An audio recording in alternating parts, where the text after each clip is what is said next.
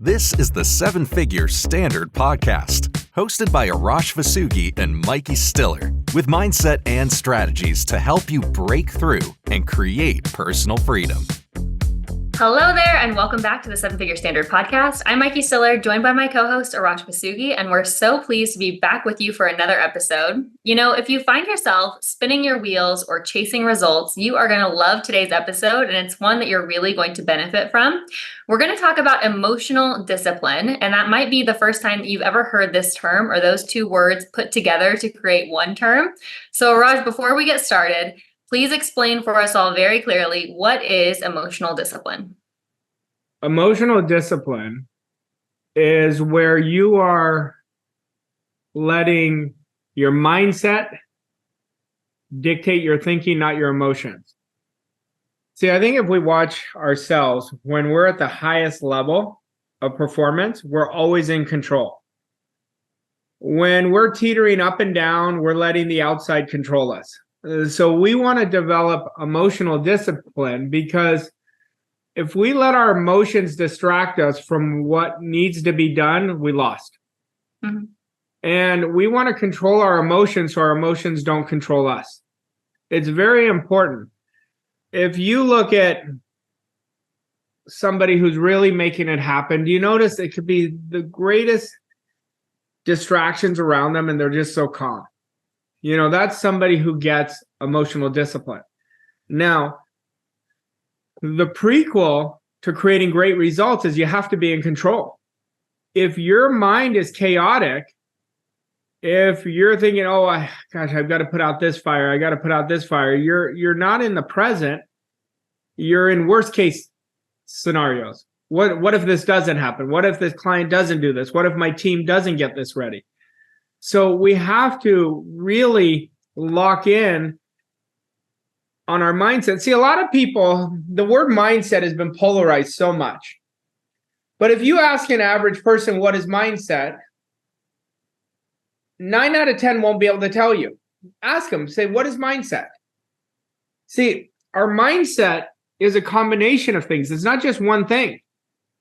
It's your disciplines, it's your belief, it's your standard, it is your attitude. And at the end of the day, your mindset is a combination of what your identity is. So we want to understand that our mindset controls our behaviors. So if you watch somebody, people don't wake up and say, listen, I want to be frustrated. I want to really let the outside control me. They create so much extra stressors in their life, and they don't release them because they're not disciplined emotionally. That's why emotional discipline is one of the most important traits to develop as part of your identity, where you could be losing big, but you're so calm. You're thinking of new ideas. You're thinking right away, what is the opportunity? And that's why it's so important to understand. You know, Raj, you talk about how you have to discipline your emotions, not let your emotions discipline you. And a lot of times it's easy to think that this is related to the big things, right? Overall, you have to be emotionally disciplined, but it starts with the little things. And I know so many people who will let a single text message throw off their entire day, or something as small as someone cutting them off on the highway, or just little things throw them the wrong way, or the opposite.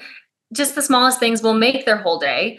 How can you get control of yourself? How do you take the small things and just start the process of becoming more disciplined with your emotions?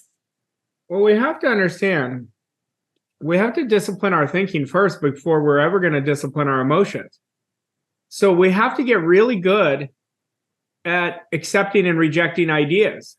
Like we did an episode on language last week, and I said, you want to start accepting ideas from your future self and rejecting ideas from your future self.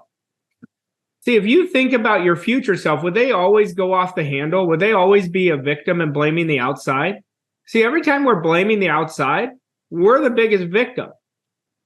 And you're either a leader or a victim. And if you see a great leader, the leader is always in control.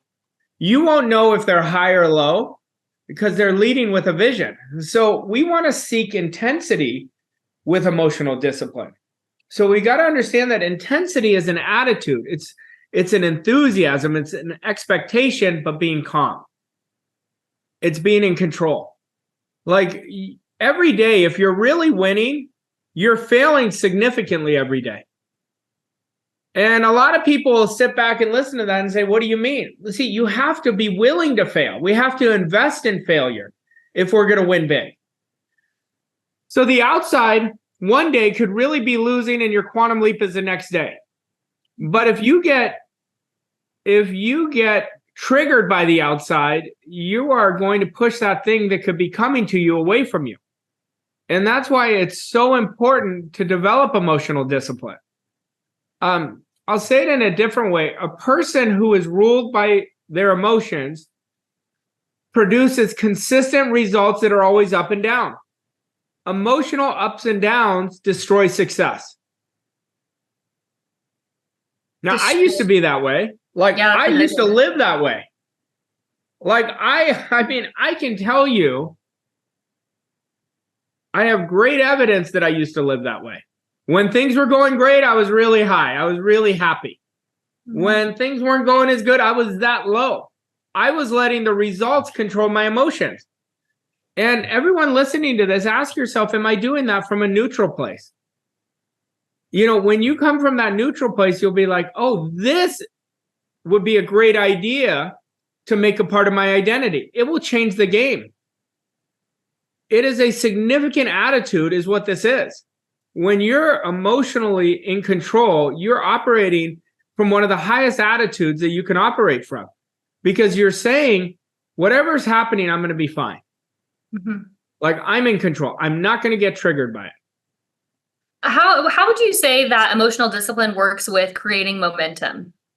Well, it's everything. Momentum's created by our thinking. So when we're in control, we're thinking in a certain way.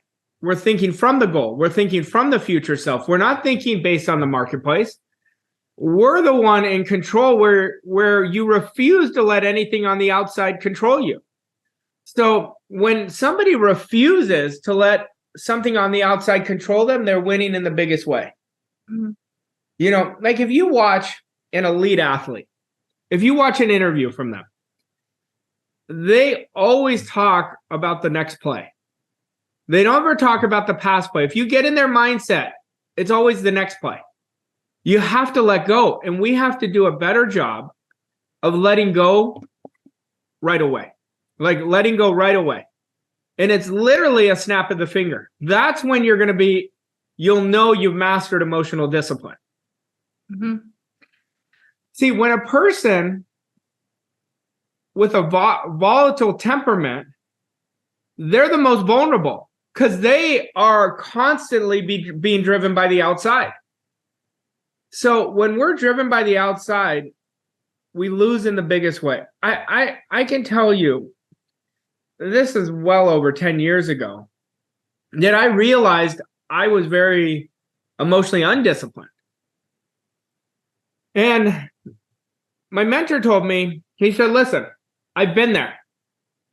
He said, but if you want to win long term, not short term, then you're going to have to master control.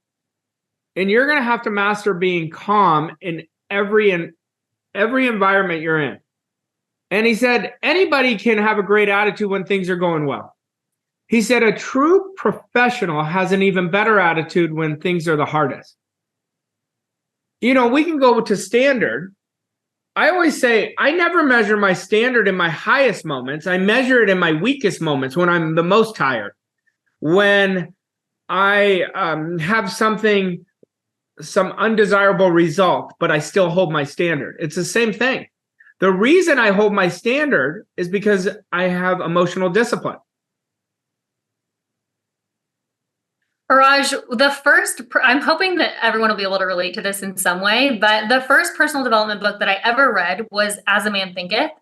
And do you remember the segment on calmness of mind is one of the beautiful jewels of wisdom? And he goes on, and if you want to read it, you can go read it. But that's the little excerpt right there is the one I'm going to share, because for years, I thought that he was talking about not having chaos around you. And this just shows how we are such physical beings. We automatically think to the outside. And whenever I thought calmness, I thought, okay, get rid of chaos. And that must mean chaos around you on the outside. But what he was talking about is exactly what we're talking about in this episode. It relates to what we've done another episode on in subjective control. But I would love for you to talk about that. Yeah, everything is a reflection on the inside. When you were quoting James Allen, I was thinking of an interview I watched with Bill Murray, the actor. And he said, when I really became successful is when I learned how to be calm and relaxed.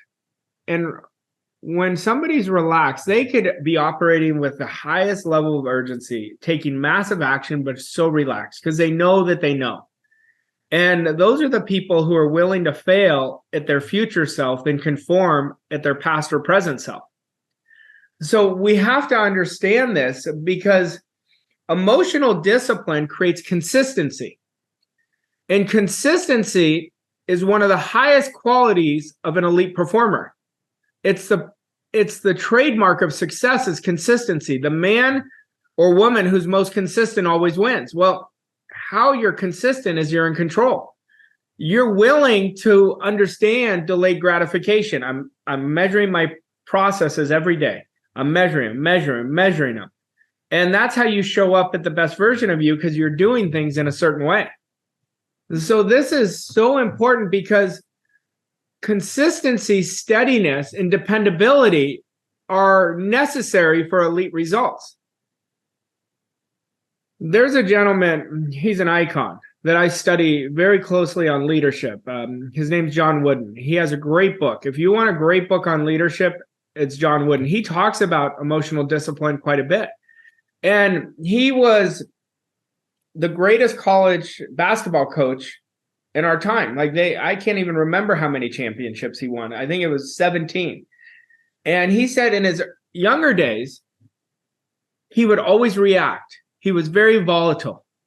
And he had a situation that happened that just woke him up and said, I've got to fix this, because he was reacting to everything. And if you go watch clips on him, you'll see him. He was the most calm person while he was creating the elite results. But I don't know anybody who is emotionally disciplined who never was emotionally undisciplined. There's a reason you get on the other end. Like if there's a good, there's a bad. There's always a trigger.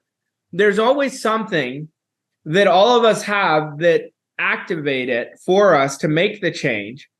And to me, it's always being inspirationally dissatisfied in whatever area, where you're sick and tired of being sick and tired of letting the outside or letting the result control you, or tolerating average results. There's a reason that people make the shift. Raj, that raises a good point, actually. So there are some people you'll meet and they just are calm. They're calm people. They have a calm energy. They're naturally calm people. Maybe they didn't have to work as hard at being calm. You've talked before on an episode we did on attitude that some people have to work harder at having a good attitude than others. Do you think that there are some people who naturally have more emotional discipline than others? I think there's people who naturally are more calm. That doesn't mean they have emotional discipline. I have always been calm, but I did not always have emotional discipline. I can promise you that. So if I look at myself in that example, they're very different. Emotional discipline is when you're not letting anything bother you. And that is a great deal of mastery that we're talking about here. This is not something that you're going to do overnight. This is something you have to practice. But if we're always letting the outside control us, we're screwed. I'm telling you this. You are limiting massive quantum leaps in your life. That's why we're doing this episode, because I want you to get it. You know, a lot of people are letting their sales numbers control them. Well, they're not in control. And if your sales numbers are low, if you're in emotional discipline, you say, this is a great problem for me to have because there's a solution. This is where they can get better if they're looking at it from the right perspective. And this is where perception is so important, where when you're emotionally disciplined, you bulletproof everything in your favor and you look at the opportunity. Raj, there's going to be people listening to this right now who are out of control with their emotions. They are on the roller coaster. What is the first step? Is it letting go? What is the first step of regaining control? Well, the first step is being aware of it. So you already knock the first step out. The second step is accepting and rejecting ideas from their future self. Would their future self accept this reaction? Would they reject it? We've got to learn to value ourselves. It is a learned trait to value ourselves. Most people are driven by what other people think of them. And when you value yourself, you're going to say no a lot more to things that you want to say no to, but you're saying yes to. That's another example of emotional undiscipline. Where you don't want to do something, you're still doing it. And we make value in ourselves part of our philosophy. That will create automatic awareness. That'll create better choices. Better choices create a significantly better set of results. So we've got to really practice this. A lot of people will say to me, Mikey, I'm like, I used to say it, so I can relate to it, but they'll say, I have no discipline. You do have discipline. It's just you're disciplined in the wrong areas. You're saying, I don't have emotional discipline to control my thinking. And I don't buy it, because if I can do it, anyone can do it. If one person can do it, every single person can do it. But if I wish I could measure it in terms of how much it's going to increase somebody's self-worth, their income, their relationships, and it will elevate their life significantly. And if someone is currently emotionally involved with the wrong idea, they're emotionally involved with fear, they're emotionally involved with shame, with guilt, with lack and limitation, what can they do to swing that pendulum to the other side, get neutral, and let go of those emotions? Well, it doesn't serve them. That's the first thing. How is the fear serving somebody? How is the shame serving them? All you're doing, I want to make a point. Fear is a waste of time. Do the thing you fear.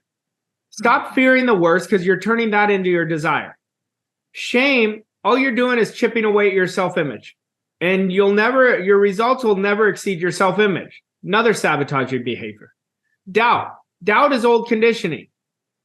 I was telling Mikey this morning, I said, in my opinion, there's two keys to entrepreneurship of being excellent at it. It's the level of belief you have in yourself and what you're doing, and upgrading your skills.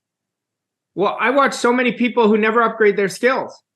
Mm-hmm. Your current skills are a habit. You don't need to work on them. Now, as you keep doing them with an upgraded intensity, well, you're going to create new skills.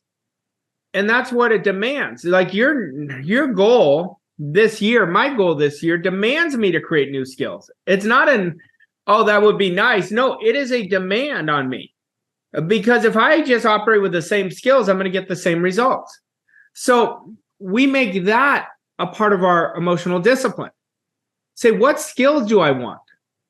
I am refusing from this point on to let the outside control me. Let somebody get me upset. My son gave me a great compliment last night. We were driving home, and he said, "You never lose your cool with me."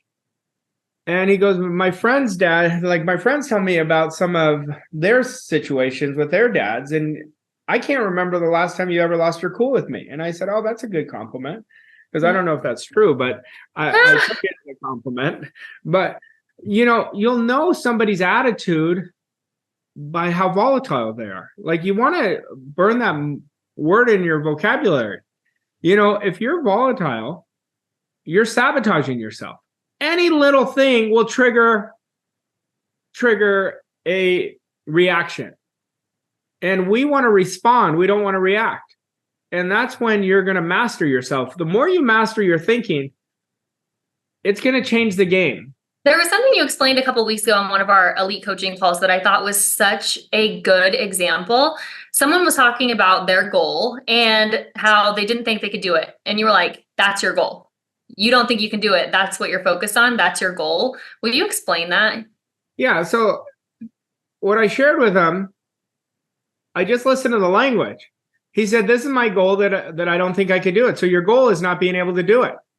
So if somebody says, I have low self-esteem, that's the goal. Mm-hmm. If somebody says, I constantly procrastinate, that's the goal.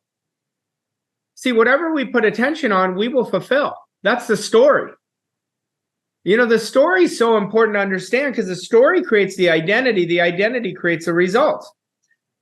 But our story is from the past. It's not from who you are right now. So don't let your old story project shit on you. Like, you got to reject it. That's a projection. It's not like, when somebody has projected something on you, you're like, I'm not accepting it if you're in control. But it's the same thing. I don't let my past story project on me. I go, that's such an outdated version of me. That's so outdated. And I want to keep upgrading your story. I want everyone's story to upgrade because our story becomes our identity. So we want to start understanding, is this real? Or is this the 15-year-old story? Is this the 12-year-old story? Listen, I always say it, like, I lost my dad when I was 15 to cancer. I developed abandonment issues. I had to change that story. I had nothing to do with that, but I attached it to a story. I wasn't emotionally mature enough to understand, but in my 20s, I changed that. Mm-hmm. So what stories are so outdated from when we were 20, when we were 15, that we're still carrying around? So when we get in control, you could discipline anything. You could discipline the love in your life. You could discipline great relationships. You could discipline boundaries. You could discipline income. Like, for me, income's the easiest thing to upgrade. It is the easiest thing. All you have to do is add to your skill set, increase your belief, and be great at service. Your income changes automatically. Yet a lot of people are chasing income. That's why they're not creating it. They're looking at what's wrong with it, what's missing. And they don't understand. If they just observe their language, if they observe their processes, they would see why their income is where it is. Mm-hmm. And I swear to this, I come from this from a very respectful place, because until I learned this, I didn't have a strong income. But when I learned it, boom, everything shot up. So we want to simplify it, but we want to understand emotional discipline is key to consistency, and it's key to success. Raj, this is so good. And I want to bring up one more point, because you said one of the first steps is accepting and rejecting ideas. And if you re-listen to what Raj just said, those old stories, you can just reject those old stories. You don't have to accept them anymore. But so many people are conditioned to reject good ideas and accept bad ideas. They're rejecting the idea that they can do more and they can do better because they're accepting the idea of the old story. So I just want you to talk about that really quickly, and then we'll get into the action step for today. Well, what I want everyone to practice is, when the old story comes up, ask this question: is this real? Let's say the story says the marketplace is really tough right now. Mm-hmm. Say, well, if that's the case, is it real for everybody? If one person can do it, anybody can do it. Let's say there's another story: I don't feel worthy. Is it me right now that doesn't feel worthy, or where was that created? And is this real in my life? So then you activate your reasoning faculty and you say, well, I can change that. See, we want to build reason because that strengthens belief. So if you're looking at your goal and it's so out of the realm for you right now that you can't see it, that's a good sign. That means you're growing. But let's say your mind says, well, I've set big goals before, but I've never done it. Then I would say, well, is that accurate? Were you 100% all in committed from your future self? Did you build the disciplines? Did you get the right mentorship? Were you in a good environment? You see how the story changes when you're like, no, I wasn't in that. Yes, I was there. No, no, no. Then you change it. So if we start creating just conversations with ourselves and reason with ourselves, we're going to get the answer. I think the best action step I could give somebody today is really start being aware of where you are. What is the story that triggers the reaction to the outside? and deal with that. That's an insecurity. Well, what if this doesn't happen? My income will be affected. Then ask yourself, well, have I ever not had a bed to sleep on? Now, some people have, I understand that, but most people have not. So that's the worst that can happen. But then think, what is the best that can happen? And that's what I want you to get involved in. Start asking yourself better questions. And ask yourself, is this worry real? Well, no, that would be extreme. Then stop thinking about it because you're dumping it into your subconscious mind. So good, Araj. Thank you so much. I also want to mention that Araj's first book is coming out in March. You can go over to Amazon.com and look up World Class Wealth Mindset by Araj Vasugi. Pre-order is available right now, and we would love for you to get a copy.